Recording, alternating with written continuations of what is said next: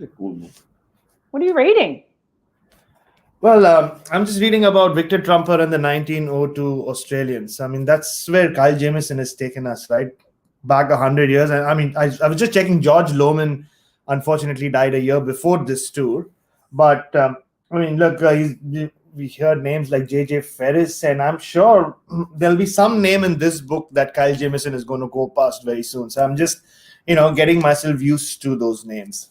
Oh, that's so professional and dedicated of you. Now, can you put it down? Because we want to get on with the show.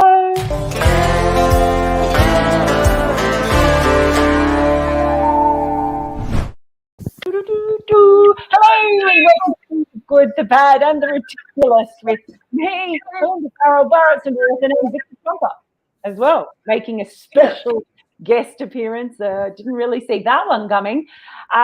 What incredible. It's weird. It's like it's day 3 of the test, but it feels like it was day 2 of the test because there's essentially 6 days, isn't there? And we we still don't know.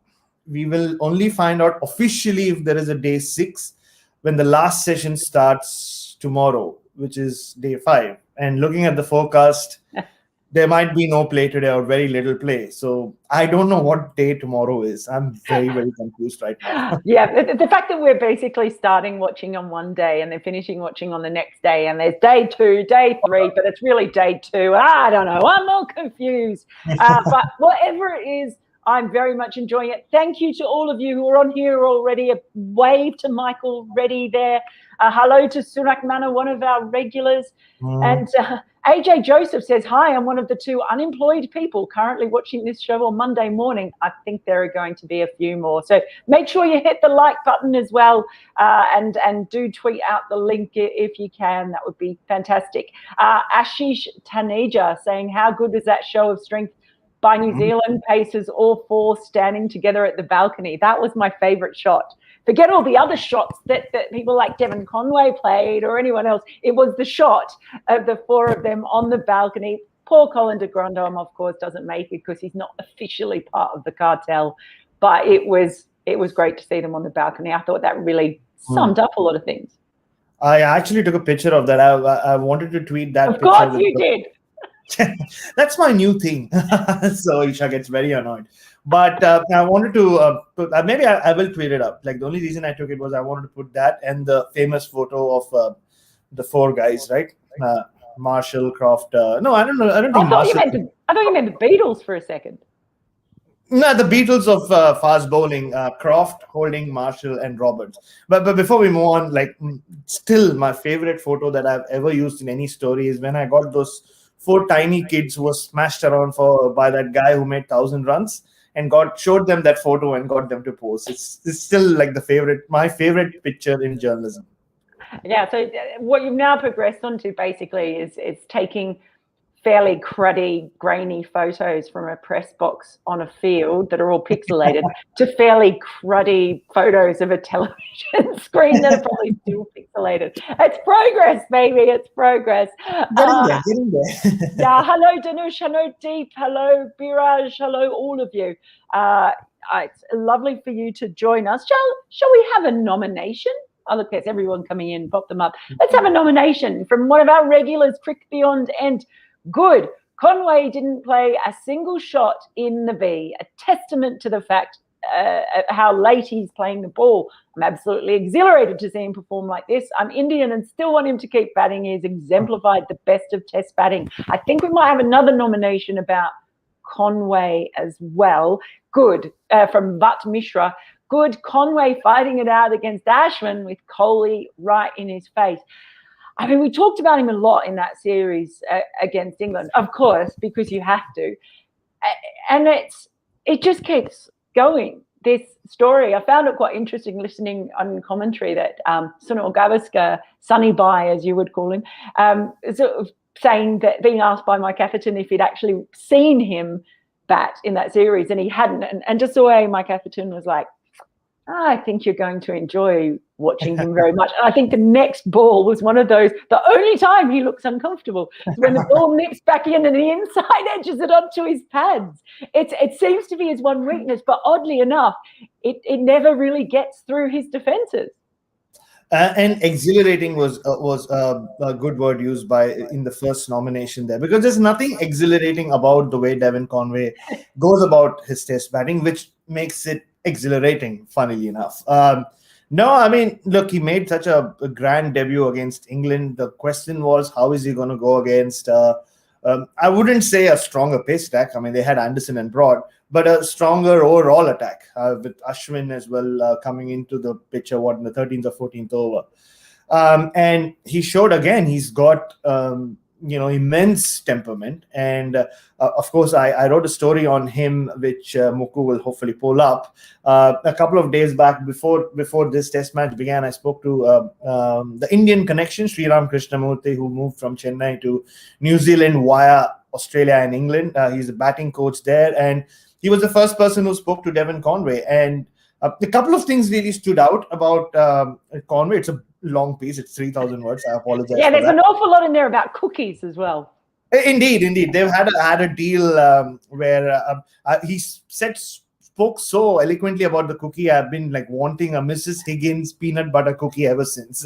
And yeah, I mean, this part, like, which you can just see about his partner. And one thing Sriram told me is, of course, we've seen a lot of South Africans who have moved there in this lineup. There's BJ Watling, Neil Wagner. We've seen the likes of Colin Munro, Grant Elliott, and so many others in domestic cricket, and others who come try their luck and go back. And Sriram said he had spoken to a lot of guys working with Cricket Wellington, and a lot of them come with a chip on their shoulder, saying, "Look, I nearly played franchise level, or I played franchise level, so I need to be playing domestic cricket, first class cricket as soon as I land." But he said how Devon Conway was different. For him, it was more about his partner. The commitment was more towards actually moving to New Zealand and settling there. And it was more about his partner. And I can totally relate with that. He said that it was through his partner that he got there. His partner is the one who got the Sky Migrant visa. Who else do I know who went to another country based on his partner? Me. So I could totally relate with that. And I'm always you'll generally see people who have their priorities right in life generally end up being very successful, and generally end up having very good temperament, and their heart and their head is in the right place. Another thing that stood out, you spoke about the inside edge, was the moment when Gary Stead told Sriram, I think that he's ready for test cricket, which is basically, yes, there are times when he does inside edge the ball, there are some lengths that bother him, but how he really doesn't worry about it till the time he knows a ball can't dismiss him. He's not going to change his technique to look prettier against those balls. And Alistair Cook was one of those guys, like guys who scored a lot of runs, who like to bat time, generally end up being those kind of batsmen, especially in England, where you will get beaten outside edge, inside edge. The ball's going to do a lot of things. And apparently that was the moment Gary said, yeah, I mean, you see, he's having that issue there. But there's no worries, because he's not going to get out to that. And unfortunately, the only shot he seems to be getting out to is that really extravagant shot. What should be the exhilarating shot. He got made 100 with that shot, but now twice he's got out. And he got out at a very, very crucial time yesterday, which in my book, and we will talk about it later, I think just tilted the scale slightly towards India. Ooh, yeah, well, maybe. It feels like it's, I don't know which way it's going at the moment. I feel like anything could happen. And please, guys, don't spam the comments if you can. If you keep putting them over and over again, we can't sort of see other people, and we try to have a look through others. I just noticed a comment there from Gaurav Nandan Tripathi, who says, we don't talk enough about the role of partners of cricketers and the sacrifice they make for their cricket playing partner's career. Thank you, Bharat, for mentioning Kim's role. Devon is truly special.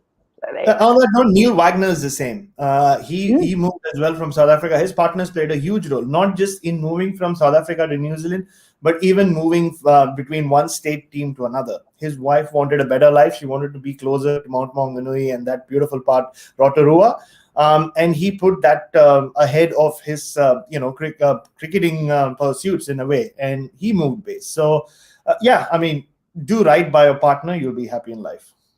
I'd see one there from Biraj Ghosh saying, if India roll over New Zealand for 250, do they have a chance if the ball swings less as the pitch degrades? I mean, I feel like anyone's got a chance at this stage. Oh, it's a sort of test where you feel like a collapse is just around the corner. It is just around the corner. And do you know who it's going to be, or which stage of the innings, or which part of the batting lineup? It just feels like it's that kind of test that could turn on a dime so quickly.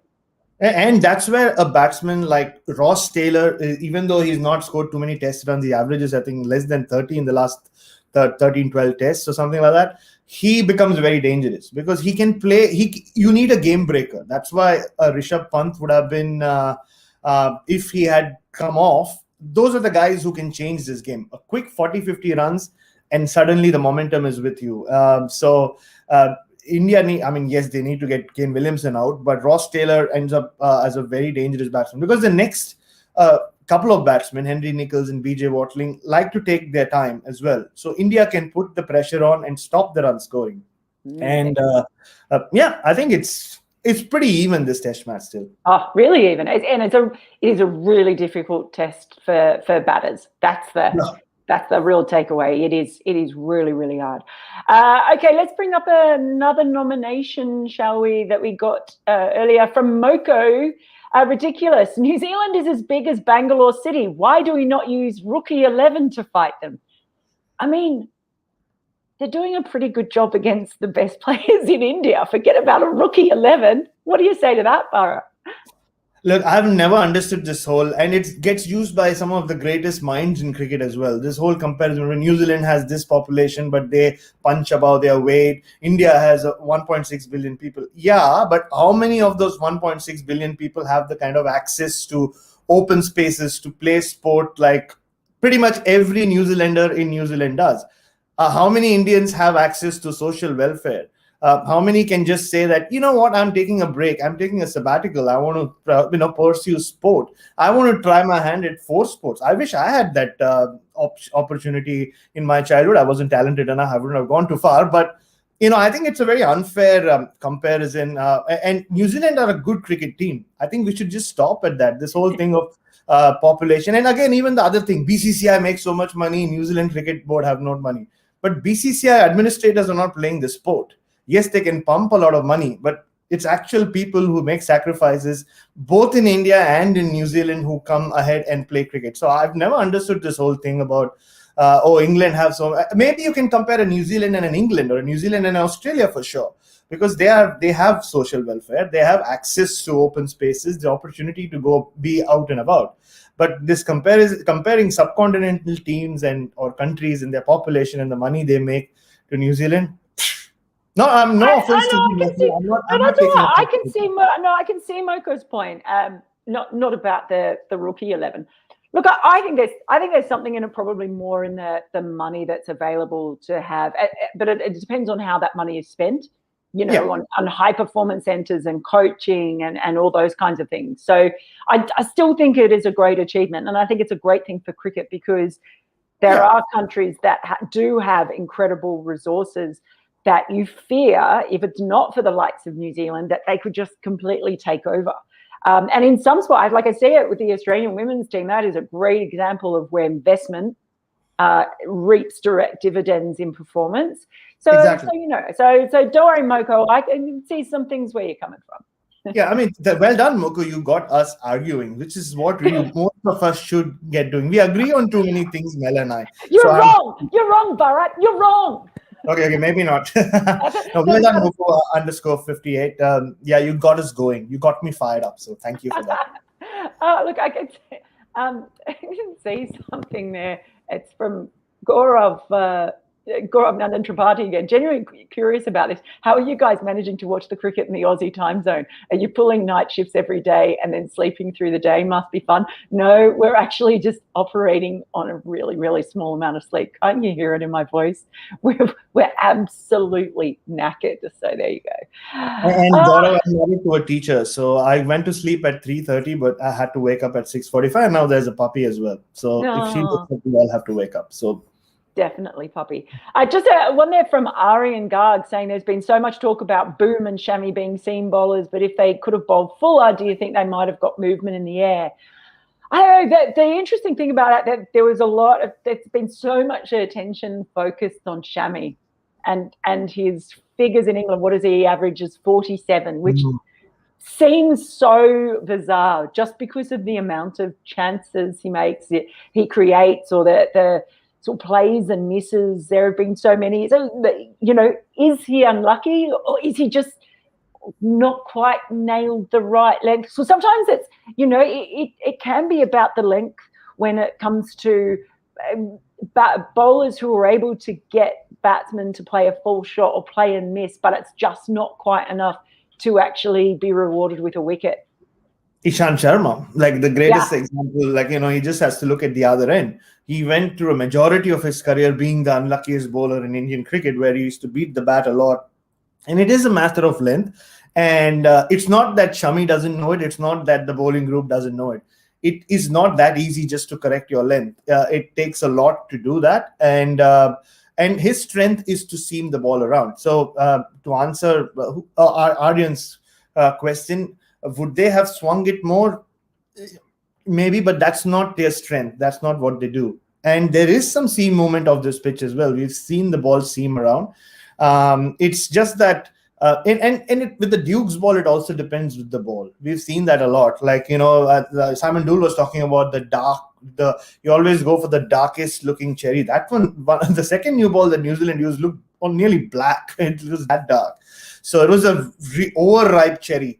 I think it's just a question of getting a few things right. I think India, I thought, bowled really, really well. I thought Shami was extraordinary yesterday. It's just a question of, getting that one edge and something going to hand like New Zealand did yesterday morning. So, if there is play today, or if the next day's play is tomorrow, I'm sure India will correct that. And it's just a matter of inches. It's just a question of inches. But we all would be playing. It always is. But if we all would be playing Test cricket if it was just easy, Aryan. But you have a very good point there.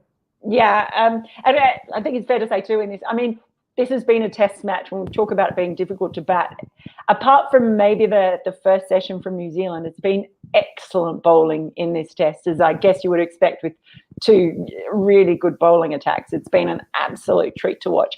Okay, another nomination coming up from Sports and Psych. Good, Just Jamieson. That's all. It feels like that should be an advertising slogan.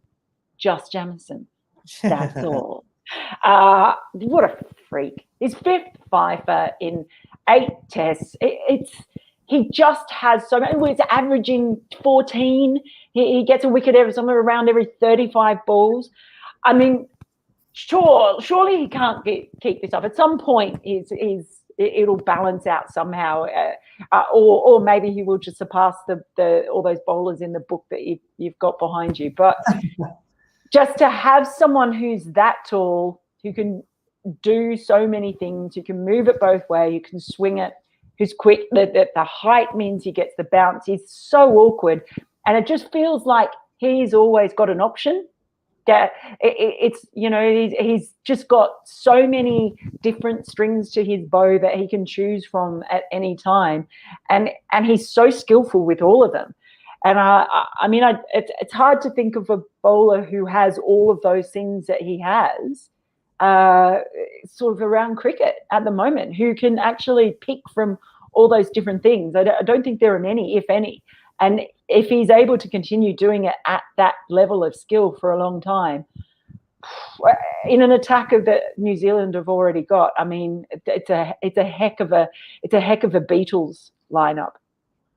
It is, but just to provide a contrary point to that, he's only played Test cricket in New Zealand and England. So there's a long way to go. I think that's one thing you always should think about, right? And not just you and I, just generally, we need to keep that in mind as well. I remember the first time I saw him was in the MCG Nets. He came to Australia as the injury replacement for Lockie Ferguson, who got injured in Perth. And I remember hanging around the Nets, of course. Oh, really? Stalker. And Kyle Jamieson walks in, and I'd read the name, like, there was a press release, and when I saw him for the first time, I was like, wow, what's this? Like, he was this giant of a guy. And I remember asking one of the coaches who was on this around, one of the Kiwi coaches, Black Caps, I said, so what should we expect from this guy? He just looked, he looked like made for Australian conditions. No, before he had bowled a ball, just by the way, by the way he was. And the guy said, he bowls around 80, but he can seam the ball around. And that's why he's got quite a few wickets in first-class cricket. And I saw him in the nets. He was impressive. My first thought, whenever I see guys like that, I've asked Tom Moody this many times, every time I met him, like, aren't you ashamed of the fact that you can't bowl 100? Like, what's the point of having a body like that if you can't bowl 100 miles an hour? And that was my first thought again with Kyle Jamieson. I'm like, why can't he bowl quicker? Look at him. Like Jason Holder is another example, right? But I was hoping that they picked him for the Sydney Test when Saudi was not picked in place of Henry, because we'd seen Henry, but they didn't. And then I go to New Zealand, and Kyle Jamieson actually made his mark in the white ball stuff. I don't think he was a shoe-in for the Test playing 11 anyway when that tour started. Then he took a lot of wickets. He clean bowled a few of the Indians, and he got Kohli out in one of the one-dayers, I think, which always helps. And then ever since, he hasn't really looked back. He's I remember his press conference, Mel, in, I don't remember where it was, maybe Hamilton or Auckland after the ODI. And somebody asked him, are you going to play? I'll never forget. What have you ever thought of playing in the IPL? And he said, oh no, nobody's really approached me. If you know someone, and nobody would have thought that a year later he would be the most expensive buy. Seriously, his life is just turned around in the last 15 months, but we'll have to wait and watch. Maybe he'll take wickets everywhere he bowls. So he is averaging 14. And like you said, you were talking about Jared Spieth, he has all the skills you need to succeed in the conditions he's bowled in. Can that pace be handy in Australia and South Africa? Maybe South Africa, yes. In Australia, I don't know, subcontinent. We'll wait and see. Yeah, that piece is by Jared Kimber on Cricinfo. Sorry, Bharat. But it is a really good piece on Jamieson where he talks about that. Comment here from Avi. Bharat, Jamieson was quite impressive in the IPL as well. Surely he can perform in subcontinent conditions as well.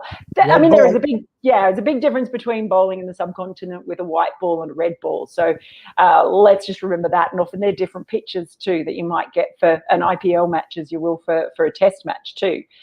So he's still got a lot to prove. Yeah, just one name that comes to mind, Ajanta Mendes, 2008, when he was like running through Indian sides in one-day cricket, in Test cricket. We all thought, wow, who's going to stop Ajanta Mendes? He was a mystery spinner as well. He used to bowl all sorts of variations. Unfortunately for Ajanta Mendes, he got Sarawat. And Kyle Jamieson is a much more much better cricketer overall, for sure. And I have a strong feeling he's going to take a lot of wickets for New Zealand. But will he average 14 at the end of it? If he does that, we are really in for a treat for the next 10 years. If he does that, you can toss away all your history books and the bookshelf will just be filled. Oh, there he is. I mean, look at him.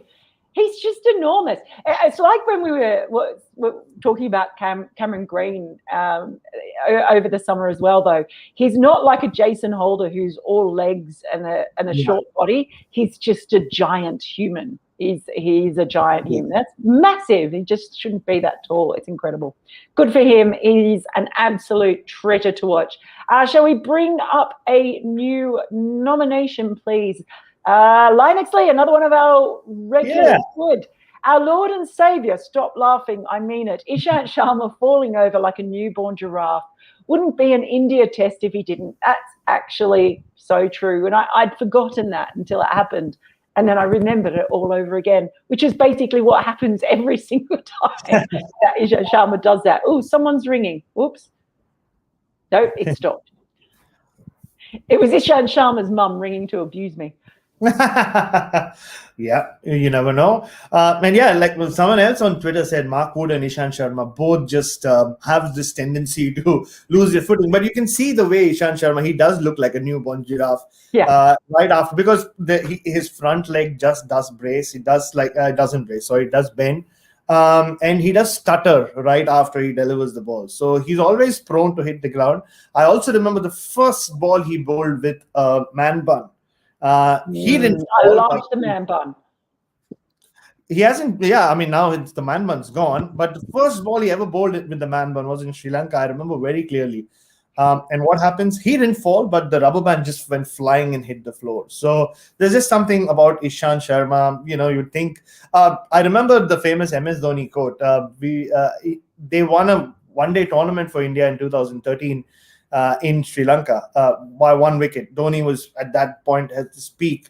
Hit Shaminda Iranga for a six in the last over. But they had like a funny partnership where there were a lot of mix-ups. And I remember MS Dhoni saying post-match, he said, "Yeah, it's difficult communicating with Ishant at times because look, especially running between the wickets, because look where I am, look where he is. It takes a little while for the information to get to his head." So but I thought Ishant did what Ishant does these days with the ball. He just blocks one end up. He creates control for India at the other end, that end, allowing everybody else to attack. He was unlucky as well. I thought he beat the bat a lot from around the wicket, but also credit to Tom Latham and Devon Conway. I thought they batted really, really well.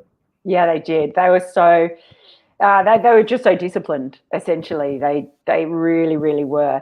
Let's bring up a nomination, shall we? I think there's another one coming. Moink, who sold his. Nominated was ridiculous. This was the 41st time Ashwin picked up the first wicket in a test match in 78 matches. Only Kumble, 49 in 132 matches, and Murali, 43 in 133 matches, have done it more times among spinners. Moink, who sold his. You win our prize for stat of the day. That is outstanding effort there. That is lovely and obscure. Extraordinary stat, yeah. And it just tells you that most of those stamps would have come in. India has also opened the bowling quite a few times. But Ashwin was, his figures might not, I mean, he did take one wicket, and his figures might not tell you exactly how well he bowled yesterday. I tweeted about how he's bringing the whole spinners earning his wicket back into vogue. I thought it was a special spell. I mean, if only you almost feel like, yes, it's taken him this long. In the last 3 years, he's become such a much better bowler overseas. If only he was bowling this way in 2011 and 14, I don't know how many wickets he would have ended up with in his test career right now, already well past 400. But yeah, I mean, he created that wicket of Tom Latham. I thought the game kind of changed once he came on. Yes, the New Zealanders didn't look too much at or did look. What am I saying? They don't look too much at the East, but I thought Devon Conway played him really well. But you could just see the energy in the Indian team. Virat Kohli especially was really energized once Ashwin came on to bowl. No surprises, he was the first one to take a wicket, and I don't think it's the last time that's going to happen. He may be able to take over from Kumble and Murali. You never know. You never know. Never know. 41. He hasn't got that far to go, has he? Yeah. Just a couple of people mentioning Bhuvi, Aryan Garg, one of them, a fully fit Bhuvi. What effect would he have had in this test? A few sort of saying another bunny 2K8, saying leaving Siraj Thakur will come back to haunt India. Take it from me, this match is New Zealand's because of selection errors from India. I think that's a bit harsh. I'm certainly not writing off India yet. And I think the attack they've gone with, you can see why they've gone with the experience in a test where it's not a series, it's one test. So I don't know if you can say that it's actually it's a foregone conclusion, or that India have made balls up of their selections. I mean, India were 146 for 3 after losing the toss against a gun New Zealand bowling attack, and then they turned it around yesterday morning. So we'll just have to wait and watch. I still think they've made the right call by going in with someone with the 5 men they've gone in with. But I understand where Bunny 2K8 is coming from, because you're not the only one. A lot of people, it's a very Indian cricket fan, but not just an Indian cricket fan. A lot of cricket fans, sports fans are like that, right? Like you like to say, Mel, the person not playing is always a better player. They're always much better when they're not playing. Always. Do we have any more nominations? I'm not sure if we do. That might be our last nomination that's been sent in. Yes, it is. It is. Well, there you go. And I'll just notice that one there coming in for a couple of nominations from G. Paul. Good, Jamieson. Gooder, No Rain Interruptions. And Goodest, Kohli's Bhangra Dance. Was nice to see that. There was actually a lot of very good music, I thought, coming from the crowd as well, that gave it a really nice atmosphere. They had the dole out. It was all happening there. But the time has come. The time has come, Bharat. Wait for it.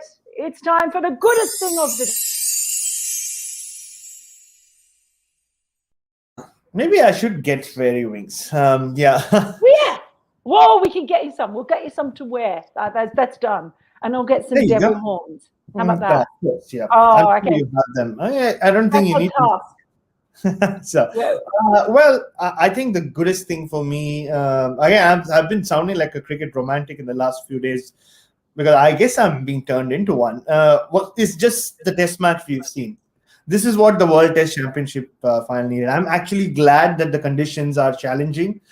We aren't seeing a 400 play 400 test match. I said this earlier. This is going to be a bowler's test match.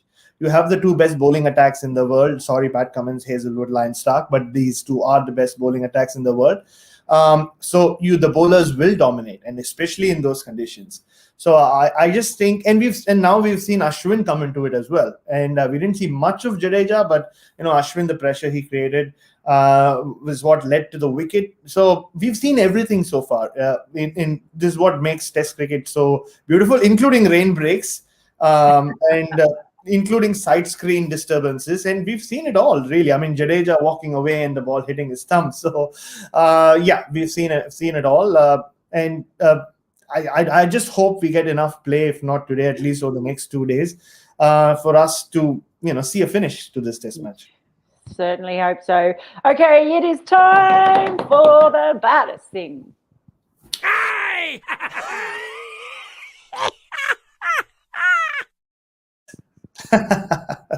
I mean, I don't think it fits the image of bad based on the image that pops up for how bad the winner for the bad nomination. But I was just a little surprised by the way Ravindra Jadeja batted yesterday. I've been on record so many times saying he's a genuine all-rounder. He plays there as a batsman who can bowl and a bowler who can bat. He's just an all-round package. But generally, you see him being a little more aggressive. He may not be as expansive as Rishabh Pant, but he gets things moving. And the way I think he was 6 runs of 8 balls when he came in, and at that point I thought, okay, we're going to see Jadeja just, and I don't mean him throwing the bat around, but just with the running between the wickets and just how he manipulates the strike. We've seen him bat so well with the tail, but he just looked a little off. I don't know. His rhythm just wasn't the same. Like I said, like you said as well, conditions were extremely difficult to bat in. But for me, it just sticks out as the baddest thing for the day.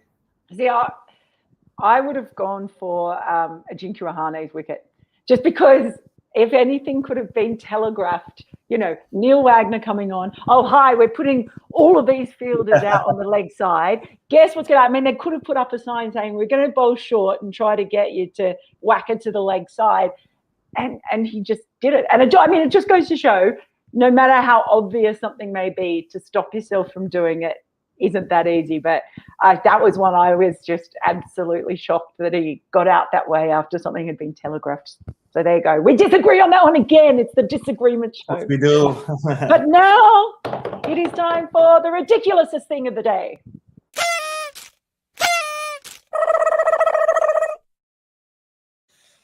Firstly, it's ridiculous that we don't have someone writing, where is Jimit? Why is there no poetry on Kyle Jamieson? So I think it's a big miss. Come on, Jimit, up your game, mate. Where are you? I don't know. I'm sure we'll get one tomorrow. Hopefully on I don't know, maybe the rain by the looks of it. But for me, the most it's funny. It's funny than ridiculous. Is how many times Kyle Jamieson claps for himself, and Saurabh Pant, whose show we both have been on, tweeted about how every time Jamieson takes a wicket, there's at least one person who can't reach him to give him a high five.